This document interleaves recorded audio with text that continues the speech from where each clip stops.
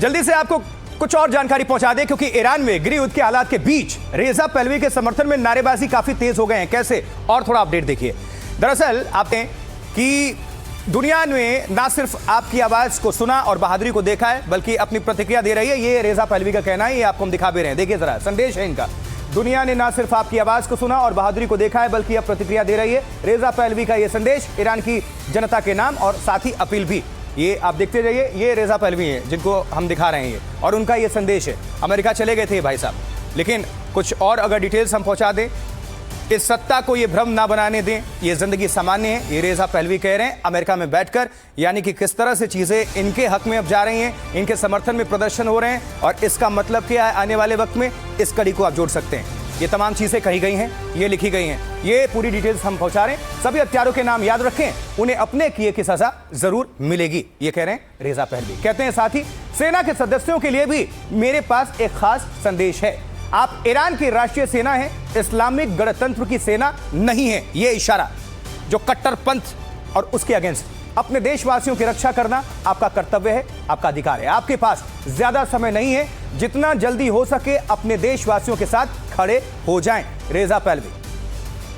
और आगे बढ़ते हैं। इस बीच अमेरिका के राष्ट्रपति डोनाल्ड ट्रंप ने ईरान के लोगों से कहा है कि वो अपने विरोध प्रदर्शन जारी रखें, उनके लिए मदद रास्ते में है। सुनिए जरा डोनाल्ड ट्रंप को, अमेरिकी president. And by the way, to all Iranian patriots, keep protesting, take over your institutions if possible, and save the name of the killers and the abusers that are abusing you. You're being very badly abused.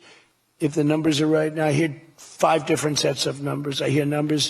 Look, 1 death is too much, but I hear much lower numbers, and then I hear much higher numbers. But I say save their names because they'll pay a very big price. And I've canceled all meetings with the Iranian officials until the senseless killing of protesters stops. एक और बड़ी खबर है। इस बीच दुनिया के कई देशों ने अपने नागरिकों को ईरान छोड़ देने को कहा है। जी हां, हालात को समझिए।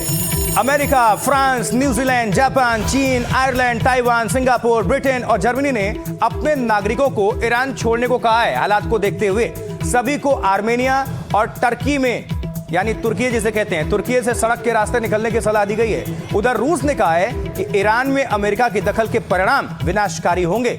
ईरान ने भी कहा है कि वो अमेरिका से हर मुकाबले को तैयार है। इस बीच अमेरिका ने पश्चिम एशिया में अपने तमाम सैन्य बेस पर डिफेंस सिस्टम एक्टिवेट कर दिया है। देखिए रिपोर्ट।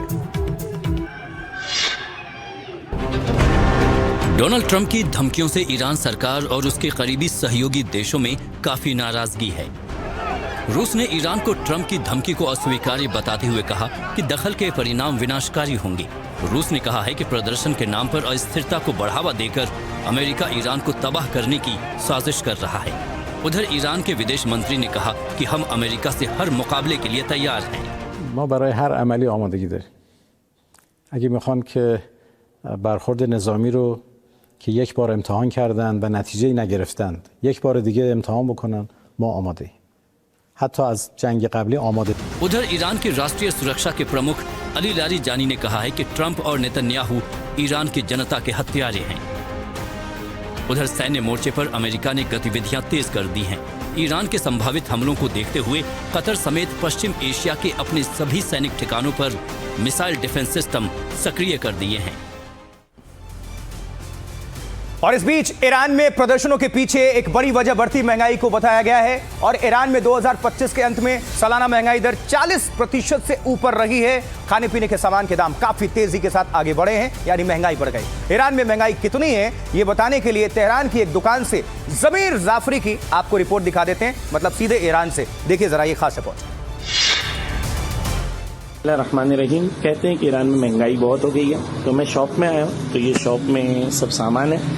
मैंने जो है मैदा ख़रीदा है आधा किलो का, और मस्का लिया है, और साथ में अंडा लिया है, और ये अंडा है, और साथ में मैंने दूध लिया है। ये दूध जो है 3 किलो है। देखते हैं कितना बिल होता है, और आप अंदाज़ा लगा सकते हैं कि ईरान में महंगाई कितनी है। پولم چقدر شد آقا؟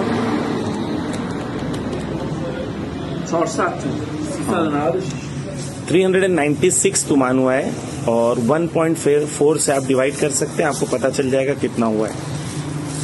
तो 1.4 से डिवाइड करेंगे तो 282 रुपीज़ हुआ है। आप सोचें ईरान में महंगाई है या नहीं।